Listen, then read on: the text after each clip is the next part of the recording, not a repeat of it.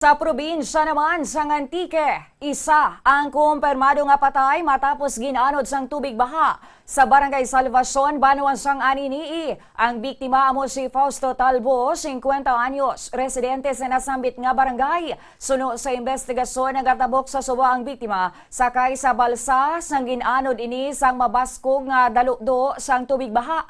Gilayon nga napangita ang biktima kag nadala sa ospital apang gindeklarar nga dead on arrival. May mga dalan man nga hindi maagyan bangod sa landslides kag mudslides dito sa Antique. Sa Tobias Fournier, may pagtiphag sang duta sa National Road sa Barangay Tagimtim kag Barangay Pasensya gani hindi maagyan sa mga salakyan. Sa Barangay Iba sa Banuan sang Aninii, may landslide man sa National Road. Sa Banuan sang Lawaan, may pagtiphag man sang duta sa Barangay Road nga nagakonekta sa Pandan kag sa may bunga o kung pandanan kag sa may bunga kung sa diin may motorsiklo nga natabunan pa sang duta. Mayara naman sang kapin 25,600 ka mga pamilya o kung 79,900 ka mga individual ang naapektuhan sang bagyo sa masobra 400 ka mga barangay sa 18 ka mga banwa sa among nga probinsya. Sa latest naman nga bulletin sang Weather Bureau na nakipang Antique sa mga lugar nga ginapaandaman sang posible matabo nga storm surge